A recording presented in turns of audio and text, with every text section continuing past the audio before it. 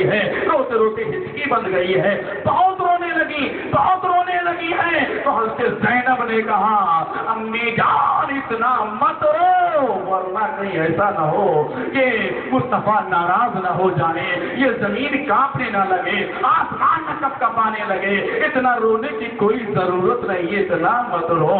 خاتون جنت کی آنکھوں سے آنسو نہیں رک رہے ہیں اور رو رہی ہے کہ مصطفیٰ یا رسول اللہ میں یتیم ہو گئی ہو، یا حبیب اللہ اب مجھے زندگی میں جیتے ہوئے اچھا نہیں لگ رہا ہے، بہت رو رہی ہے، آنکھوں سے آنسو ہے، کھانا پینا سب بند کر دیا ہے۔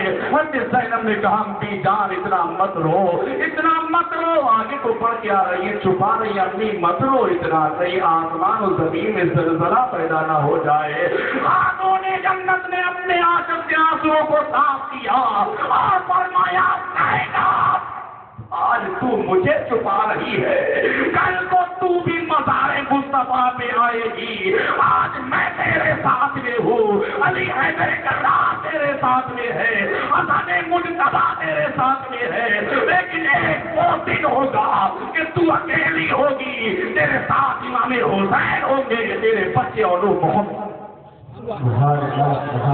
نعرہ تکبیر، نعرہ رسالت، میرے ساتھ یہ بھی تیرے ساتھ یہ قافلہ آئے گا، لیکن زینب آج تو مجھے چھپا رہی ہے، تو کیسے کر کے چھپے گی؟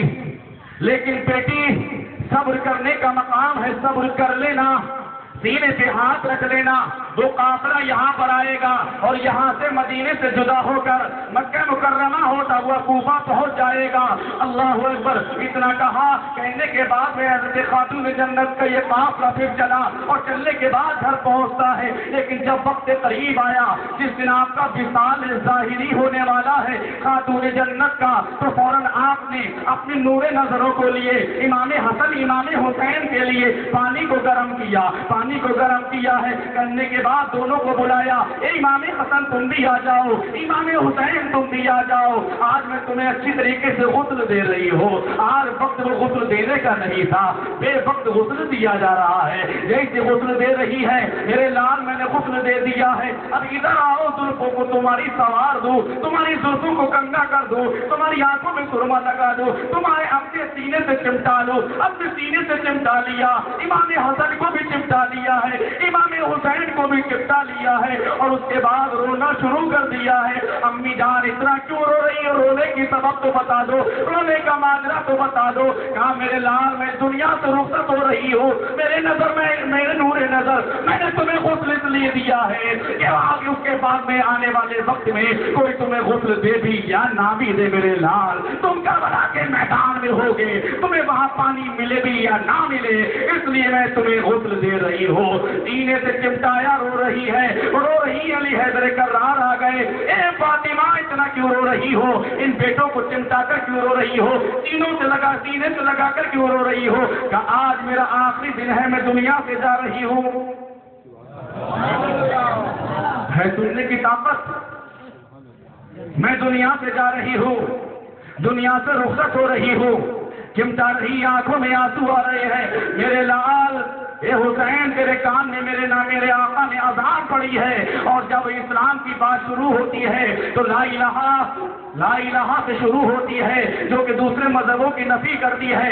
میرے بیٹے الا اللہ کی صدا تیرے کان میں آ گئی ہے، میرے نور نظر کان کی کان تو تیرے تھے حسین، اور زبان مصطفیٰ کی تھی، الفاظ مصطفیٰ کے تھے، مصطفیٰ نے تیرے کان میں اذان پڑی ہے، اس اذان کی لاش تجھے بچانا ہے۔ حسین نے کہا امی جان نانا نے تو اذان پڑی ہے، کان حسین کے تھے، زبان مصطفیٰ کی تھی، لیکن جب میرا سر نیزے کے اوپر ہوگا تب بھی میں قرآن پڑھتا چلا جاؤں۔ سبحان اللہ، سبحان اللہ۔ نعرہ رسالت، ذکر سید اعظم علماء اہل سنت، سبحان اللہ، سبحان اللہ۔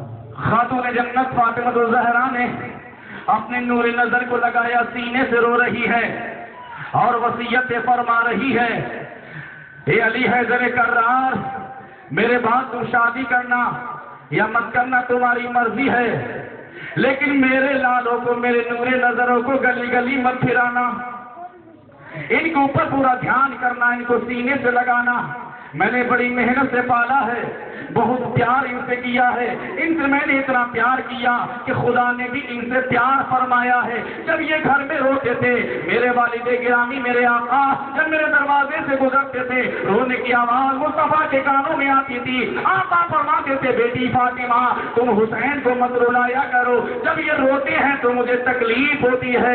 سبحان اللہ، یہ وہی امام حسین ہے جو نبی کونین نے ان سے محبت کی ہے، نبی نے ان سے پیار فرمایا۔ یہ علی حیدر کرار تم ان سے پیار کرنا، کبھی ان کو جھڑک کے بات مت کہنا، ان کے دل کو مت دکھانا۔ اب میں دنیا سے جا رہی ہوں لیکن ابھی ایک کام اور باقی رہ گیا ہے، ابھی آٹا گوندا ہے، گوندنے کے بعد روٹیاں پکا رہی ہے، اپنے ہاتھ سے روٹی بنائی ہے اور بنانے کے بعد میں کہا حسن تم بھی آ جاؤ، حسین تم بھی آ جاؤ، میں اپنے ہاتھوں سے آج تمہیں کھانا کھلا رہی ہوں، میرے نور نظر میں آخری لقمے دے رہی ہوں۔ اپنی جان یہ بے وقت کھانا کیوں کھلایا جا رہا ہے؟ میرے لال اس لیے کھلا رہی ہوں، آنے والے وقت میں تمہیں بھوکا بھی رہنا پڑے گا، اس لیے میں تمہیں کھانا کھلا رہی ہوں۔ میرے امام حسین نے بھی روٹیاں کھائی ہے، امام حسن نے بھی کھانا کھایا ہے، اس کے بعد میں خاتون جنت کا وصال ظاہری ہو گیا ہے، خاتون جنت کا وصال ظاہری ہو گیا۔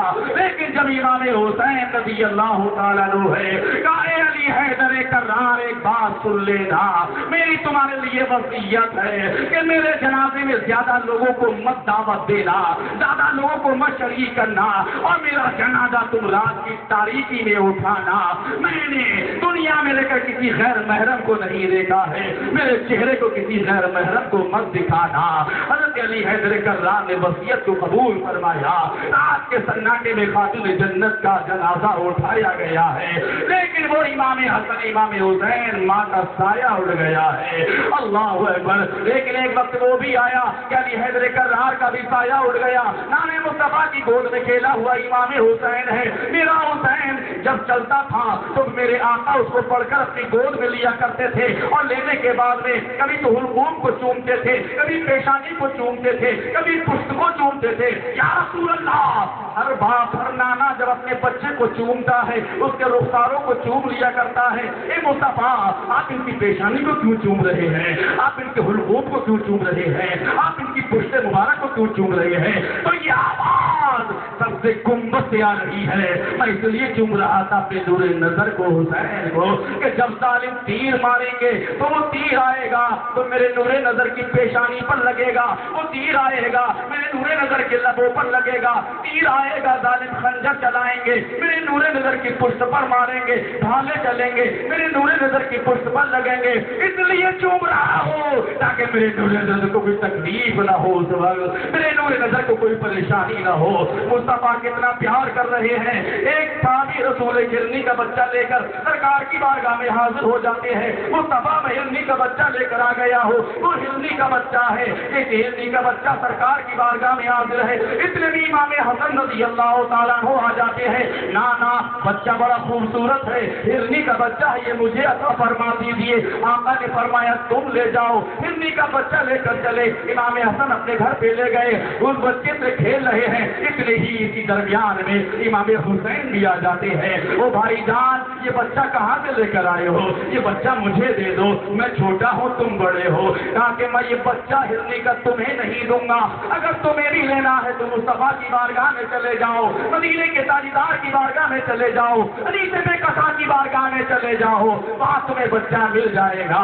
حسین چلے اور چلنے کے بعد نانا کی بارگاہ میں پہنچے۔ اے نانا، آپ نے ہرنی کا بچہ حسین حسن کو تو دے دیا ہے، ایک ہرنی کا بچہ مجھے بھی دیجیے، میں بھی ہرنی کے بچے سے کھیلوں گا۔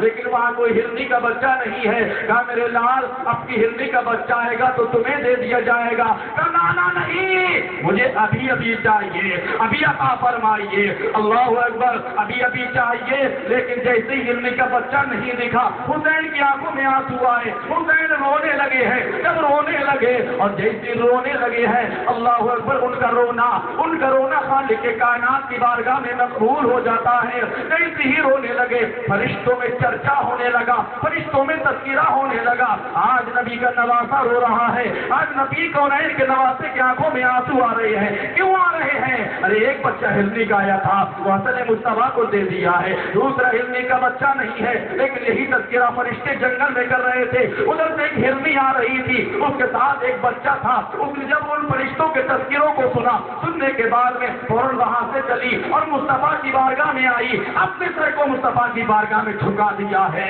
اور جھکا کے کہا یا رسول اللہ, حسین کا رونا نہیں دیکھا جاتا. یا حبیب اللہ, جو بچہ جو پہلے ایک صحابی رسول لے کر آئے وہ بچہ بھی میرا ہے, یہ دوسرا جو بچہ ہے یہ بچہ بھی میرا ہے. یا حبیب اللہ, ایک بچہ تو آپ نے حسن کو دے دیا ہے, دوسرا بچہ حسین کو دے دیا. سبحان اللہ. نعرہ تکبیر, نعرہ رسالت, ذکر کربلا, نعرہ تکبیر. دوسرا بچہ حسین کو دے دیجئے تو جس کا رونا خالق کائنات کی بارگاہ میں مقبول ہو جائے. اور آج اپنی گفتگو کو یہی سمیٹ رہا ہو کہ اب دیکھیے وہ حسین اعظم رضی اللہ تعالیٰ ہو تو 60 ہجری میں امام حسین چلے تھے. کہا شعبان المعظم کے مہینے سے چلے تھے.